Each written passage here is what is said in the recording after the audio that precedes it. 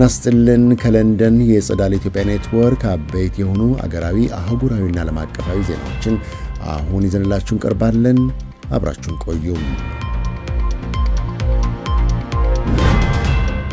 ከኢራን ጋር እየተካሄደ ያለው ጦርነት 13ኛ ቀኑን በያዘበት ኢትዮጵያም ከእስራኤል፣ ከሳውዲ አረቢያም፣ ኩዌት፣ ኳታር፣ የተባበሩት አረብ ኤሚሬትስና ኦማን ዲፕሎማቶች ጋር ውይይት ማድረጓ ተሰማም። ውይይቱ የተካሄደው አሜሪካና እስራኤል በአንድ በኩል ሆነው ከኢራን ጋር እያካሄዱት ያለው ጦርነት እየተጠናከረ በመጣበትና ኢራን በባህረ ሰላጤው የአሜሪካን አጋር ተደርገው በሚታዩ ሀገራት ላይ ጥቃትን እየሰነዘረች ባለችበት ወቅት ነው።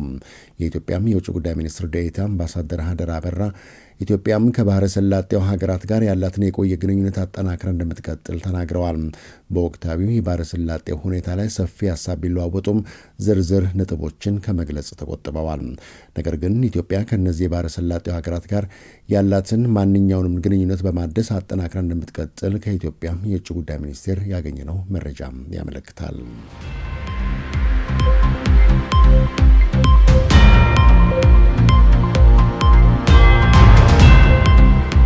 የዓለም አቀፉም ኢነርጂ ኤጀንሲም ለአደጋ ጊዜ መጠባበቂያ ብሎ ካስቀመጠው 1.2 ቢሊዮን በርሜል ነዳጅ ውስጥ 400 ሚሊዮን በርሜሉን ወደ ገበያ ለቃለሁ ሲል አስታውቋል።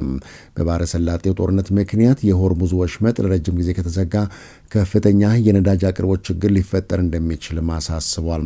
ብሉምበርግ እንደዘገበው 400 ሚሊዮን በርሜል ነዳጅ ለመልቀቅ ኤጀንሲው ቃል ይግባ እንጂ በቀን ሊለቅ የሚችለው 2 ሚሊዮን በርሜል ነዳጅ ነው ብቻ ብሏል። ይኸውም ለ200 ቀናት ብቻ የሚቆይ አቅርቦት። በተያያዘ ዜናም የኢትዮጵያ የገንዘብ ሚኒስቴር በኢትዮጵያ ከ3 እስከ 10 ብር በነዳጅ ዋጋ ላይ ጭማሪ ማድረጉን አስታውቋል። በቀጣይ ጊዜም በነዳጅ ዋጋ ላይ ምን ሊፈጠር እንደሚችል ከአሁኑ መገመት አንችልም ያለው የገንዘብ ሚኒስቴር ግርግር ለሌባ ይመቻል እንደሚባለው በኢትዮጵያ በተለያዩ አካባቢዎች በህገወጥ መንገድ የሚሸጠው ነዳጅ መበራከቱ በሀገር ውስጥ ያለውን የነዳጅ ዋጋ አሳሳቢ ያደርገዋል ሲል ገልጿል። በህገወጥ የነዳጅ ሽያጭ ላይ የመንግስት ኃላፊዎችና ተቋማትን ጨምሮ በሰንሰለቱ በርካታ ተሳታፊዎች እንዳሉበት አመልክቷል። እርምጃም እየወሰድኩ ነው ብሏል።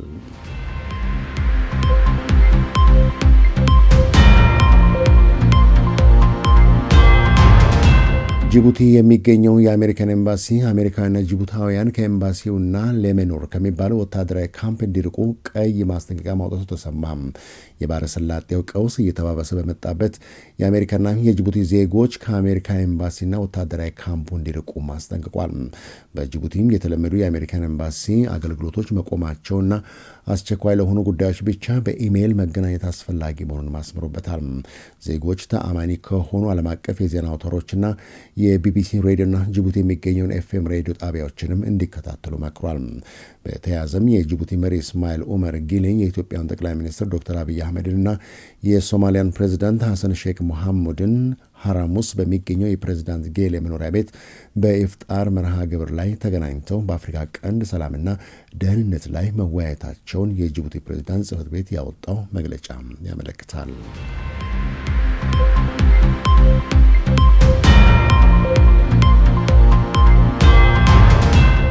በጋሞ ዞን በተከሰተው የመሬት ናዳ የሟቾች ቁጥር 64 ሲደርስ 64ቱ ደግሞ ደብዛቸው መጥፋቱ የዞኑ ፖሊስ አስታውቋል። ፖሊስ በማህበራዊ ትስስር ገጹ እንዳለም ከዚህ በኋላ የነፍስ አድን ስራው የሚታሰብ አይደለም፣ ከእንግዲህ ትኩረታችን ቀሪዎቹን አስከሬኖች ፍለጋ ላይ ያተኩራል ሲልም ገልጿል። የእስራኤሉ ጠቅላይ ሚኒስትር ቤንያሚን ኔታንያሁ የአያቶላን አገዛዝ አስወግዱ በሚል ለኢራናውያን መልእክት አስተላልፈዋል። የኢራን ፖሊስ በበኩሉ ተቃውሞ እንዳታስቡ ሲሉ ኢራናውያንን አስጠንቅቀዋል። የእስራኤሉ ጠቅላይ ሚኒስትር ይህ አንድ ጊዜ የሚገኝ እድል ነው ቢሉም ከኢራን በኩል የተሰጠው ምላሽ ግን የከፋ ሆኖባቸዋል ሲል አልጀዚራም ዘግቧል። የተከበራችሁ አድማጮችና ተመልካቾች ለዕለቱ የነበረን የዜና ዘገባ ከለንደን ጸዳል ኔትወርክ ይህንን ይመስል ነበረ። ስለተከታተላችሁን ከልብ እናመሰግናለን። መልካም ጊዜ